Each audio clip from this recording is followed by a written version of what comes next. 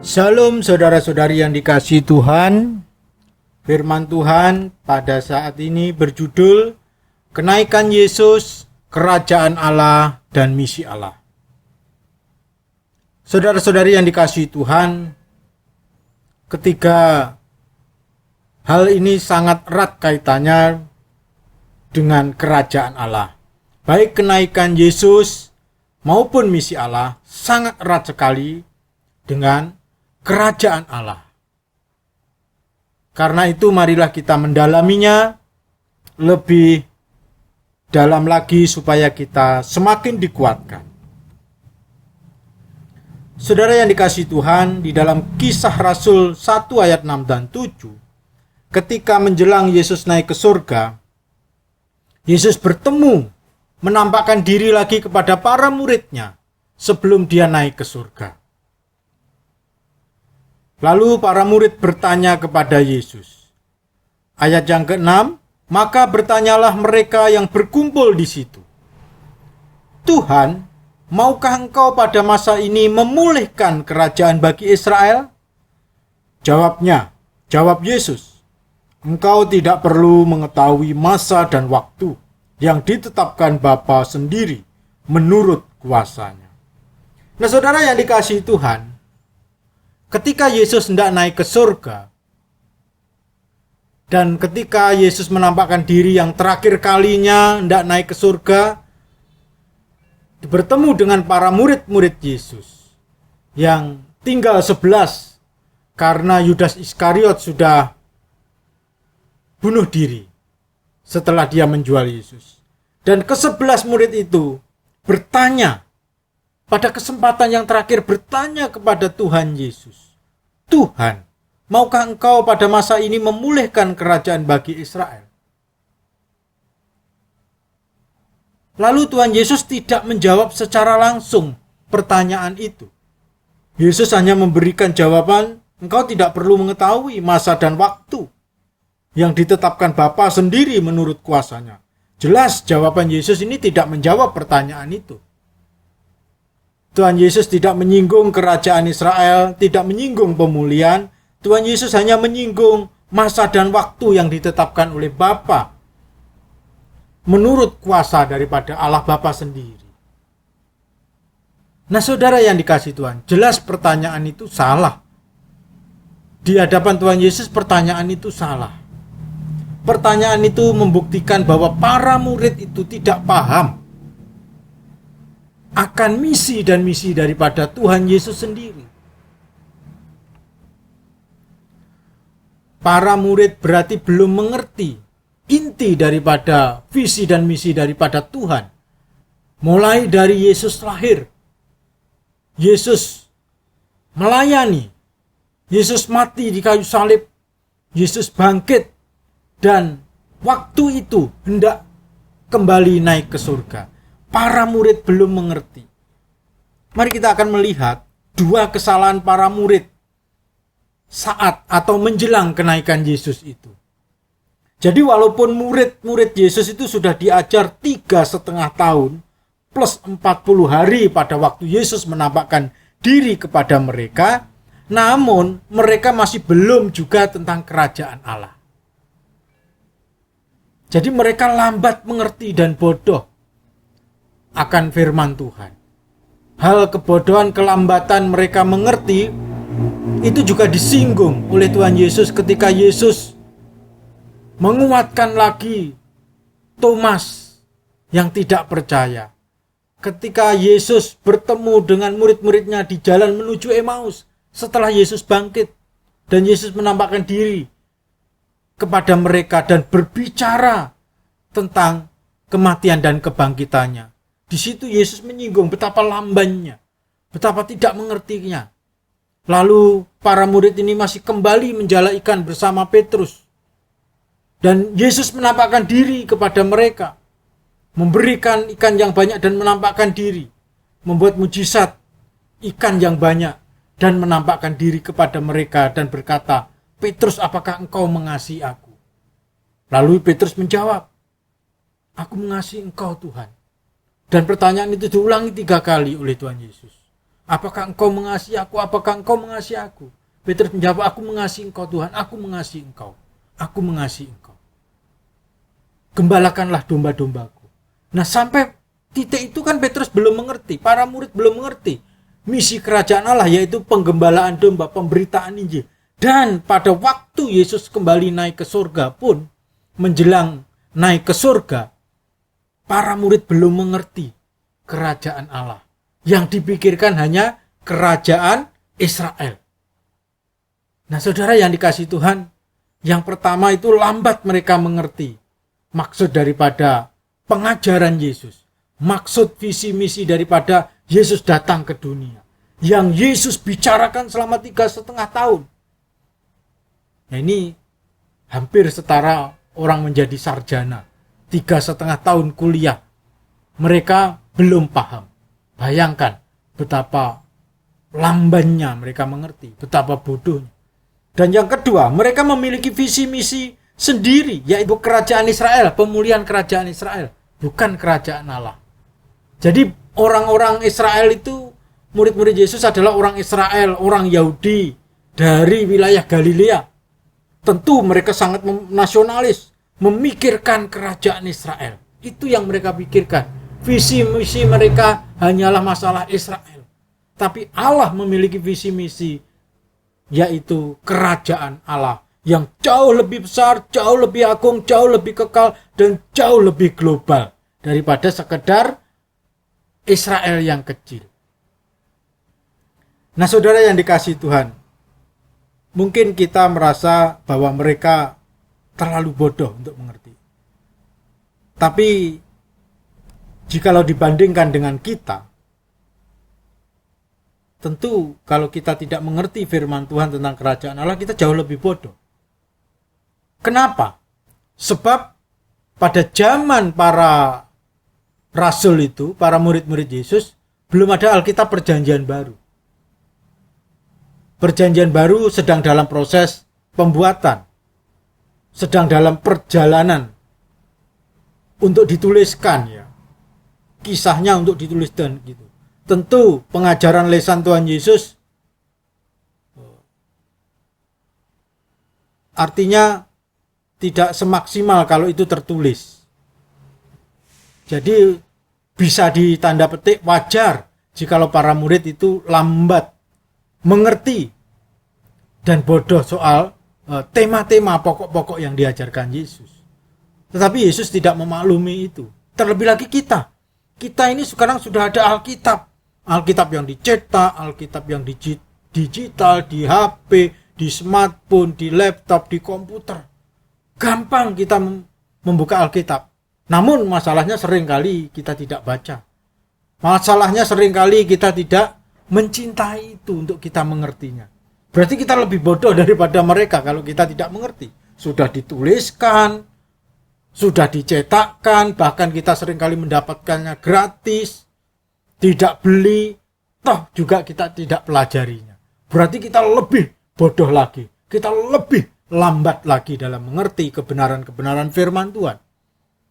Dan juga seringkali kita itu memiliki visi misi sendiri. Kalau orang-orang Yahudi, murid-murid Yesus itu visi misinya pemulihan kerajaan Israel. Bukan kerajaan Allah, kerajaan Israel. Nah, mungkin kita sendiri sangat mungkin, entah itu pendeta, entah itu hamba Tuhan, entah itu penginjil, entah itu jemaat biasa, seringkali kita punya visi misi sendiri yang tidak sama dengan misi misi Allah. Visi misi Allah. Jadi sangat menyedihkan. Ya, kita berarti lebih salah lagi di mata Tuhan. Kenapa? Karena Alkitab sudah tertulis lengkap menjadi pedoman, bimbingan, pengajaran. Harus kita cintai, kita pelajari, dan kita laksanakan. Namun, malahan kita melanggarnya karena kita memiliki visi misi sendiri. Yang terutama adalah kehendakku, kemauanku, keinginanku. Apa yang aku suka, ambisiku, apa yang aku mau, rencana-rencanaku. Itu yang ada di dalam pikiran kita.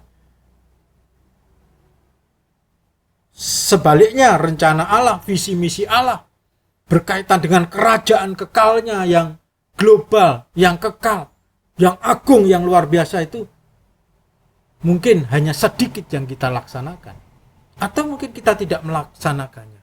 Nah, disinilah problemnya.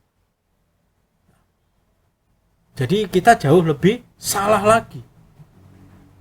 Misalnya, membangun gedung gereja itu tentu tidak salah. Dalam rangka kita untuk membina, untuk beribadah, membina, mendidik orang-orang Kristen di gedung itu.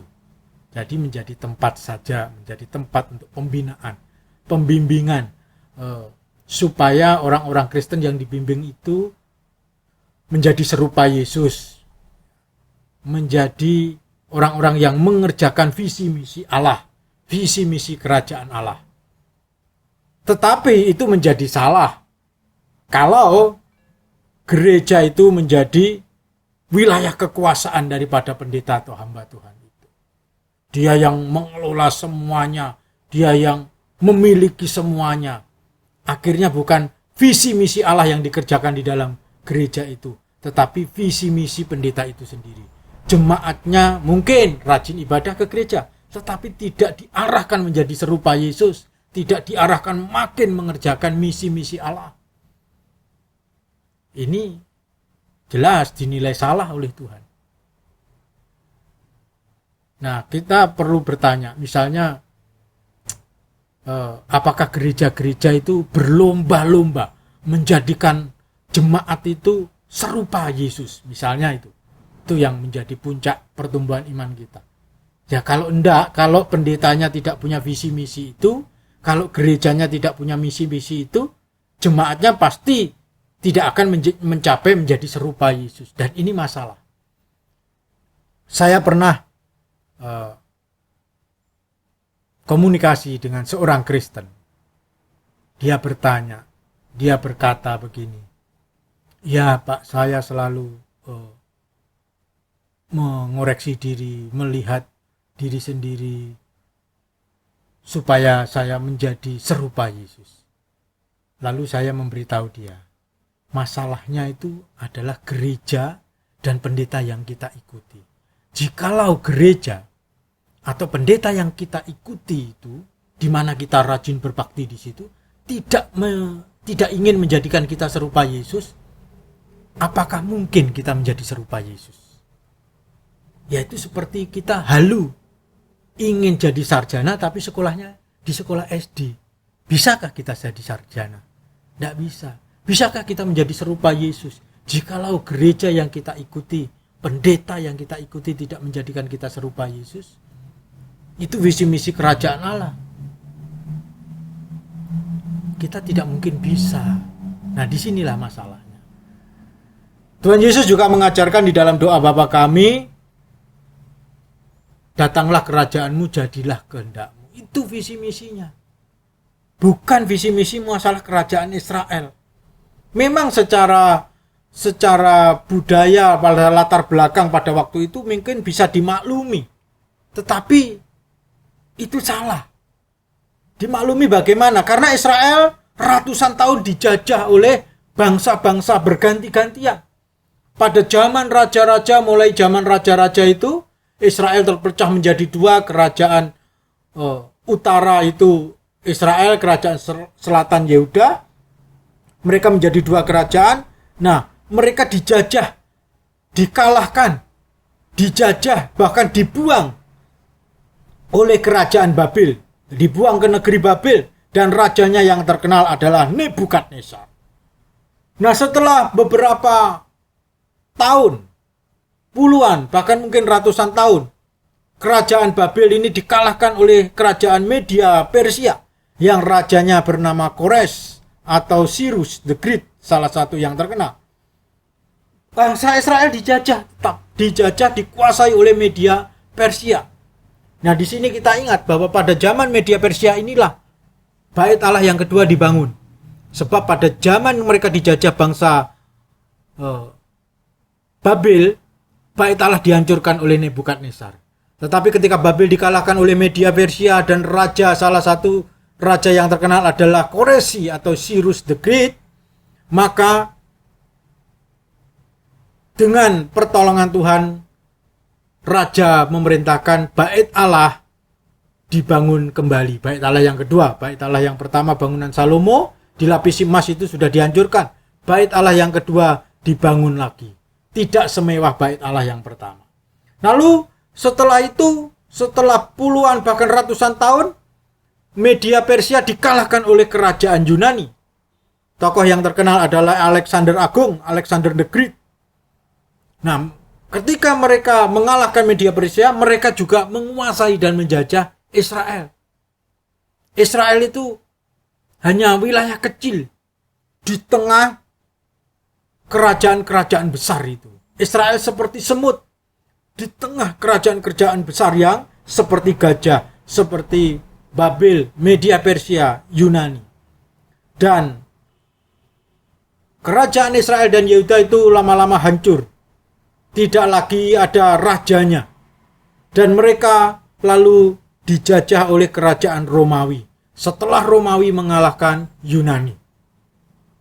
Itu setelah Romawi mengalahkan Yunani. Maka kerajaan Israel itu dikuasai oleh kekaisaran Romawi. Yang kita kenal salah satu kaisarnya adalah Kaisar Julius Caesar. Dan nanti kita mengenal di Perjanjian Baru ada raja di sana, Raja Herodes, ada Pilatus, itu adalah pegawai-pegawai di bawah kaisar. Nah, itulah kondisi Israel. Sudah ratusan tahun mereka dijajah oleh bangsa berganti-ganti bangsa. Kerajaan berganti-ganti kerajaan. Sampai pada Perjanjian Baru mereka dijajah oleh kerajaan kekaisaran Romawi itu. Makanya kalau lihat latar belakang seperti itu tidak salah jikalau para murid-murid Yesus yang adalah orang-orang Yahudi merindukan kerajaan Israel dipulihkan lagi. Sampai waktu itu mereka tidak punya raja. Israel sebagai bentuk kerajaan sudah hancur. Mereka di bawah penjajahan kekuasaan Romawi. Nah, disinilah makanya para murid memohon kepada Yesus untuk memulihkan kerajaan Israel. Dan Yesus tidak menjawab itu secara langsung, ini menekankan bahwa waktu dan masa adalah kekuasaan daripada Allah Bapa. Nah, saudara yang dikasihi Tuhan, kalau dilihat latar belakang Israel yang dijajah itu, tentu benar pikiran para murid. Tetapi kalau dilihat dari visi misi Allah yaitu kerajaan Allah, kerajaan surga, kerajaan Yesus Kristus, itu salah. Karena Allah sedang mendirikan kerajaannya. Sejak mulai Yesus datang, inkarnasi, Natal kita peringati sampai Yesus kembali ke surga. Itu Allah sedang mendirikan kerajaan Allah. Kerajaan yang kekal. Kerajaan yang tidak akan dikalahkan oleh kerajaan-kerajaan lain. Dan kerajaan yang menjanjikan surga dan keabadian. Kristus akan menjadi rajanya. Nah, saudara yang dikasihi Tuhan, anehnya di Alkitab hanya mencatat seorang penjahat itu yang mengerti tentang kerajaan Allah. Bayangkan, 12 murid yang diajar langsung oleh Tuhan Yesus 3 tahun setengah, lalu yang 11 murid ditambah lagi 40 hari penampakan Yesus kepada mereka tidak mengerti kerajaan Allah. Mereka hanya mengerti kerajaan Israel. Namun, penjahat yang di sebelah Yesus yang percaya itu jauh lebih mengerti kerajaan Allah. Itu dibuktikan dengan perkataannya. Demikian, Lukas 23 ayat 42. Luke 23 verse 42. Lalu ia, penjahat itu, berkata, Yesus, ingatlah akan aku apabila engkau datang sebagai raja. Dalam bahasa Indonesia kurang jelas, karena tidak ada kata kerajaan, hanya raja. Tetapi dalam bahasa Inggris sangat jelas, dan dalam bahasa Yunaninya sangat jelas. And he said to Jesus, Lord, remember me when you come into your kingdom. Dan dia berkata kepada Yesus, Tuhan, ini ada kata Tuhannya dalam bahasa Inggris, bahasa Indonesia tidak ada. Ingatlah akan aku ketika kamu masuk ke dalam kerajaanmu. Jadi kerajaan Allah, kerajaan surga itu ya kerajaan Yesus. Dalam bahasa Inggris demikian. And he said to Jesus, Lord, remember me when you come into your kingdom. Tuhan, katanya kepada Tuhan Yesus, Tuhan ingatlah akan aku ketika kamu datang ke dalam kerajaan. Lalu ayat 43 apa jawab Yesus? Ini ayat terkenal saudara. Yesus menjawab kepada penjahat yang disalib di sebelahnya yang percaya kepada dia, yang menyerahkan hidupnya kepada Yesus dan kemaharajaannya dan kerajaannya. Yesus menjawab, katanya, hari ini juga kamu akan ada bersama-sama dengan aku di Firdaus. Itu janji Yesus kepada dia. Firdaus adalah kerajaan Allah. Firdaus adalah kerajaan Yesus sendiri. Yesus kembali ke sana. Dan penjahat yang percaya itu, yang beriman kepada dia bahwa Yesus adalah raja dari kerajaan Allah itu, maka dijanjikan Firdaus oleh Tuhan Yesus. Luar biasa bukan? Penjahat mungkin dia hanya mendengar kasak kusuk dari orang bahwa Yesus itu Mesias, bahwa Yesus itu mengajarkan tentang kerajaan surga, kerajaan Allah. Mungkin dia mendengar karena dia bukan murid langsung. Dia mendengar karena berita itu sudah menyebar di seluruh Israel. Sampai Yesus ditangkap pun, disiksa, bahkan disalibkan. Mungkin dia juga mendengar olo-oloan dari orang itu. Namun dia mau mempercayakan diri kepadanya. Jadi kalau kita lihat di sini, penjahat ini lebih cepat menangkap momen yang indah, kesempatan yang indah untuk dia percaya kepada Tuhan Yesus.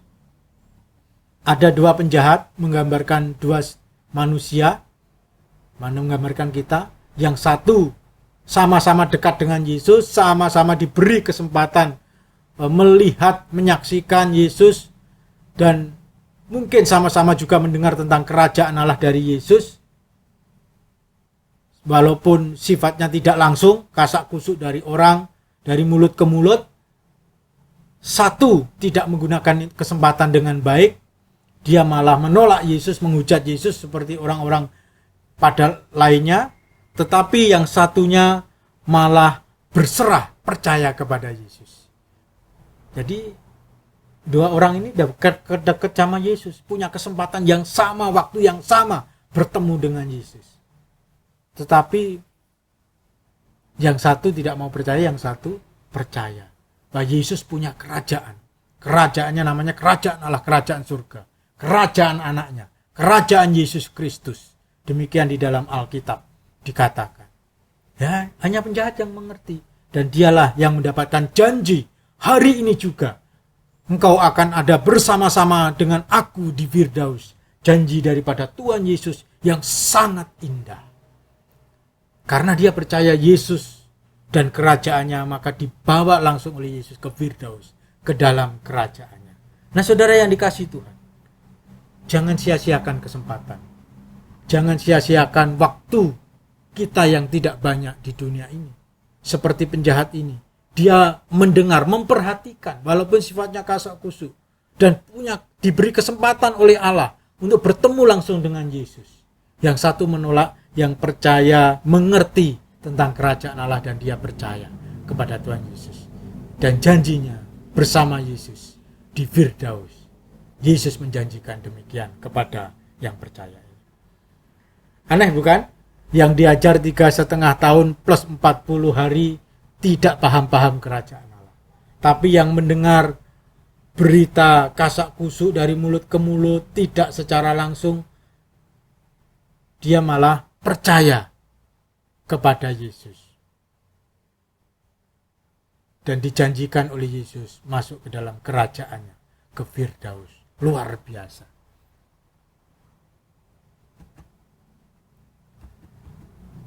Saudara yang dikasihi Tuhan, apa itu kerajaan Allah?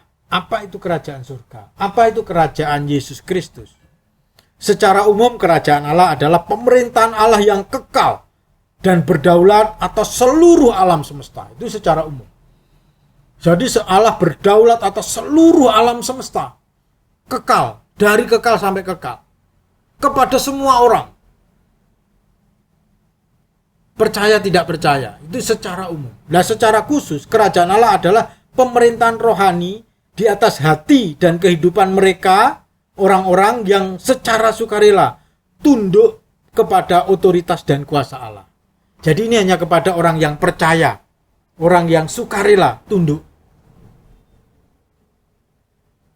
Kepada seluruh dunia, Allah punya kuasa, kerajaannya meliputi seluruh dunia, dan secara khusus kepada mereka yang mau tunduk selamat, yang tidak mau tunduk ya tidak selamat. Itu kerajaan Allah. Yang mau tunduk dan taat pada otoritas kerajaan Allah, masuk ke dalam kerajaan Allah, masuk dalam kerajaan surga, masuk di dalam kerajaan kekal.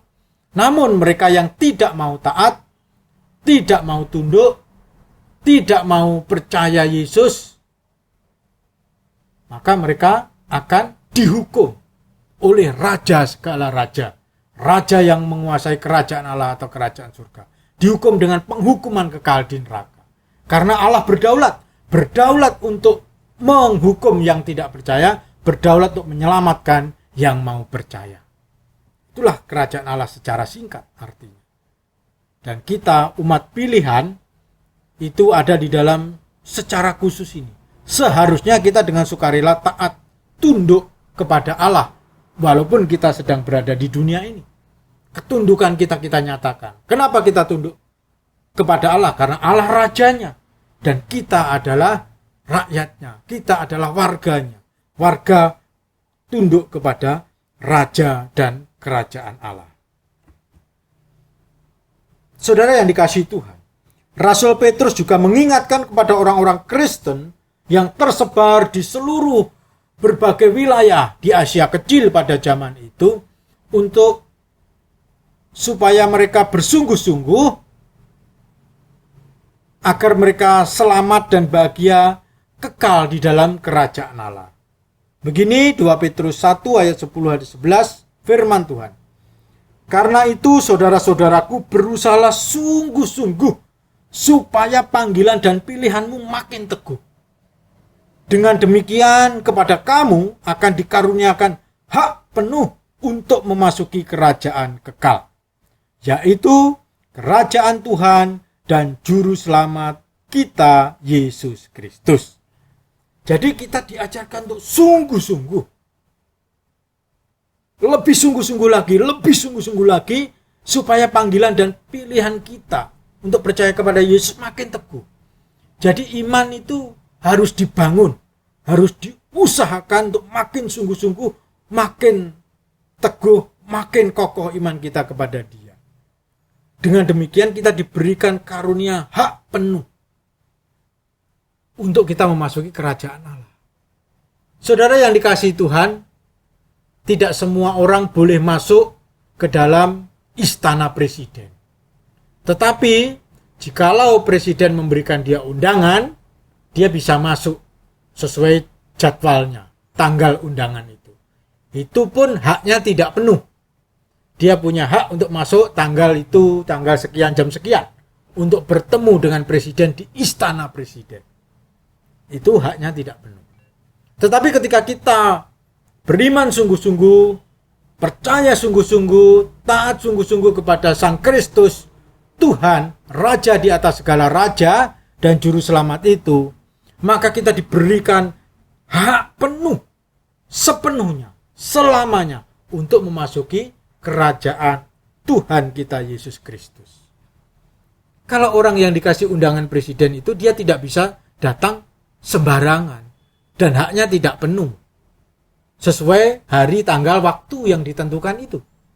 Jadi haknya tidak penuh, tergantung undangan. Tetapi ketika kita percaya Yesus, kita memiliki hak penuh, sepenuhnya dan selama-lamanya di dalam kerajaan kekal itu. Makanya Rasul Petrus mengingatkan kepada jemaat-jemaat Kristen yang menderita, yang tertindas, yang teraniaya di kekaisaran Romawi pada zaman itu untuk terus-menerus berusaha sungguh-sungguh setia panggilan dan pilihan mereka, sehingga mereka makin teguh, makin kuat, makin setia, makin taat kepada Tuhan. Walaupun mereka di tengah penderitaan dan penganiayaan itu, justru harus makin giat, makin teguh, makin serius, makin sungguh-sungguh, makin terus ditumbuhkan iman kepercayaan mereka, dikuatkan ketaatan mereka kepada Tuhan, agar mereka memperoleh hak penuh memasuki kerajaan Tuhan kita Yesus Kristus. Saudara yang dikasihi Tuhan, misi kerajaan Allah. Kisah Rasul, kita kembali ke Kisah Rasul 1 ayat 8. Tadi 6 dan 7 kita sudah membahas di atas. Sekarang kita masuk ke dalam Kisah Rasul 1 ayat 8. Tuhan Yesus berfirman, melanjutkan firman-Nya tadi. Tetapi kamu akan menerima kuasa kalau Roh Kudus turun ke atas kamu, dan kamu akan menjadi saksiku di Yerusalem dan di seluruh Yudea dan Samaria dan sampai ke ujung bumi.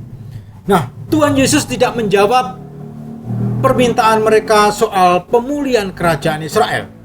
Tuhan Yesus menegaskan masa dan waktu yang ditentukan Bapa, dan Yesus memberikan perintah supaya mereka menjadi saksi kalau Roh Kudus turun nanti pada hari Pentakosta. 10 hari kemudian setelah peristiwa ini, mereka akan menjadi saksi di Yerusalem, di Yudea, Samaria, dan sampai ke ujung bumi. Itulah kerajaan Allah. Kerajaan Allah berbicara tentang keselamatan bagi umat manusia yang harus disaksikan oleh para murid itu.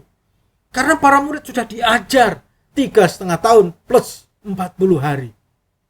Nah, saudara yang dikasihi Tuhan, para murid harus menjadi saksi. Saksi tentang apa? Saksi Yesus adalah Tuhan Juru Selamat. Bahwa Yesus sudah datang, Mesias sudah datang. Mesias sudah mati di kayu salib menanggung hukuman dosa kita, memikul hukuman dosa kita. Dan Mesias sudah bangkit, menampakkan diri kepada mereka. Dan Mesias akan naik ke surga untuk menyediakan tempat di kerajaannya bagi mereka yang percaya. Jadi Yesus yang lahir, Yesus yang mati, Yesus yang bangkit, dan Yesus yang naik ke surga. Itulah yang harus mereka beritakan.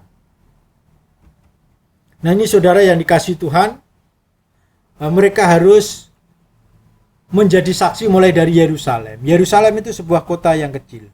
Kota ya di negara Israel, dia ibu kota. Jadi di titik di sini kecil saja. Sementara Yudea itu adalah semacam provinsi. Jadi kota itu lebih kecil daripada provinsi. Provinsi lebih besar daripada provinsi. Jadi penginjil dari yang dekat Yerusalem, lalu melebar Yudea, lalu meluas ke provinsi sebelah Samaria. Dan Samaria sampai ke ujung bumi, saudara. Misi Allah itu sampai ke ujung bumi. Karena misi itu dikerjakan oleh orang-orang percaya zaman dulu, maka sampailah kepada kita, kepada kakek nenek kita, kepada orang tua kita, sampai kita yang ada di Indonesia ini. Sehingga kita bisa percaya kepada Kristus dan kita berharap beroleh keselamatan darinya.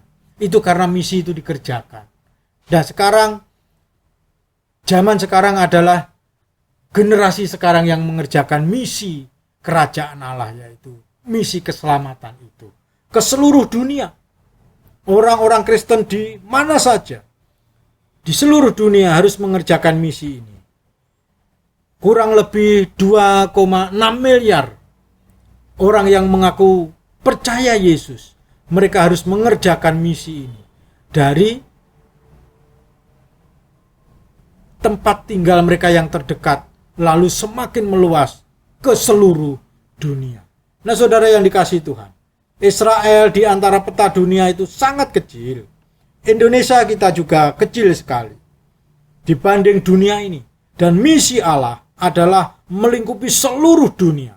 Bukan hanya seluruh dunia, tapi di dunia dan di surga. Nah, kita selama di dunia ditugaskan untuk menjadi saksi Tuhan, saksi anugerah Tuhan, saksi kasih dan keselamatan daripada Tuhan Yesus ke seluruh dunia.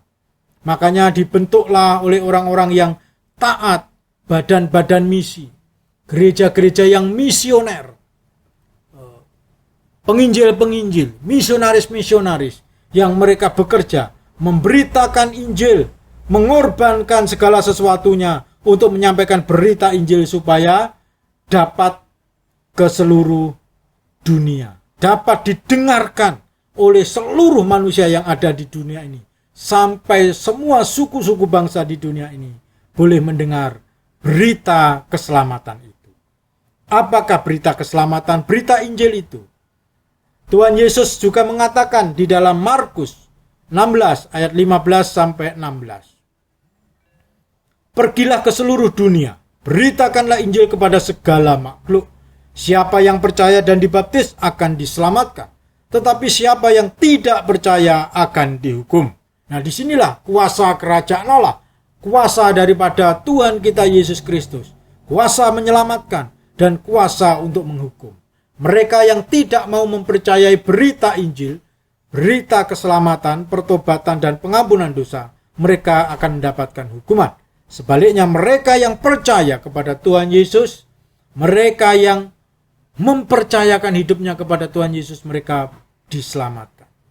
Berita Injil adalah bahwa dalam nama Yesus, berita tentang pengampunan, tentang pertobatan dan pengampunan dosa harus disampaikan kepada segala bangsa di seluruh dunia. Lukas 24 ayat 47, itulah Injil. Injil adalah berita kabar baik, yaitu berita tentang pertobatan dan pengampunan dosa kepada seluruh umat manusia di dunia. Mereka yang percaya kepada Yesus, maka mereka akan mendapatkan pengampunan dosa. Mereka akan diselamatkan karena Yesus sudah memikul hukuman dosa mereka di kayu salib. Karena Yesus sudah menggantikan hukuman dosa manusia di kayu salib. Harus disampaikan ke seluruh segala bangsa, kepada segala suku bangsa. Nah, bagi yang percaya, mereka selamat. Bagi yang menolak, mereka akan dihukum oleh Allah. Kuasa kerajaan Allah adalah kuasa menyelamatkan. Itulah kasih. Dan kuasa menghukum, itulah keadilan Allah. Allah yang berdaulat atas seluruh alam semesta. Allah yang berdaulat dalam kerajaannya, menentukan siapa yang akan masuk ke dalam kerajaan surganya, yaitu mereka yang mau mempercayakan dirinya kepada Yesus. Berarti mereka orang-orang yang sudah diampuni oleh Yesus. Berarti orang-orang yang sudah bertobat, beroleh pengampunan dosa oleh Yesus, dan jaminan hidup kekal di dalam kerajaan Allah, kerajaan surganya. Sebaliknya mereka yang menolak Yesus, menolak kabar baik ini, menolak pengampunan dan jaminan hidup kekal daripada Yesus, menolak bertobat kepada Yesus, mereka akan dibinasakan di dalam hukuman kekal di neraka selama-lamanya. Nah, saudara yang dikasihi Tuhan, kita sebagai umat percaya, umat-umat Tuhan Yesus, marilah kita belajar untuk membuang kelambanan dalam mengerti firman Tuhan. Itulah penerapannya daripada firman ini, aplikasinya. Bahwa kelambanan mengerti firman Tuhan dan mengikuti visi misi sendiri melekat di dalam diri murid-murid Yesus. Mungkin kita juga. Kita tidak mengerti firman Tuhan walau sudah diajar. Malahan ada yang tidak mau mencintai dan mengerti firman Tuhan lebih dalam lagi. Banyak sekali murid Yesus yang melihat Yesus, yang hidup bersama Yesus, masih seperti itu menjelang kenaikannya. Namun setelah kenaikannya, setelah Pentakosta, mereka sudah berubah. Mereka menjadi taat, tidak lagi memikirkan visi misi sendiri, pemulihan kerajaan Israel, tapi mengerjakan kerajaan Allah, menjadi saksi Allah. Dan kita seringkali juga malah mengikuti kelambanan berpikir, kebodohan untuk tidak mengerti, atau kita mengikuti visi misi kita sendiri sehingga tidak mencintai firman Tuhan, tidak mengerti firman Tuhan lebih mendalam. Kita lebih suka mengikuti keinginan diri kita daripada kehendak Allah. Ini sangat menyedihkan. Kita sudah diselamatkan, kita sudah dijamin keselamatan kita oleh Tuhan Yesus. Dosa-dosa kita hukumannya sudah ditanggung oleh Dia. Dia yang membayar lunas hutang dosa kita. Makanya kita harus mengerjakan kehendaknya, menjadi saksinya sepanjang hidup kita. Kita harus bertobat akan dosa-dosa itu. Kita harus berusaha cepat mengerti firman Allah dan mengikuti visi misi Allah, bukan visi misi sendiri. Janganlah puas untuk menjadi orang Kristen yang lamban mengerti, yang bodoh soal firman Tuhan. Marilah kita bergiat, bersemangat, rajin untuk membaca, mengerti, menyelidiki firman Tuhan. Dan juga bergiat untuk mengikuti visi misi Allah. Karena itulah bukti bahwa kita adalah warga kerajaan surga. Itulah bukti bahwa kita adalah anak-anak Allah yang sudah diampuni dosa-dosa kita. Sudah dijaminnya kita untuk masuk ke dalam kerajaan surganya yang kekal. Amin. Silakan subscribe, like, share, dan komen. Tuhan Yesus memberkati kita semua.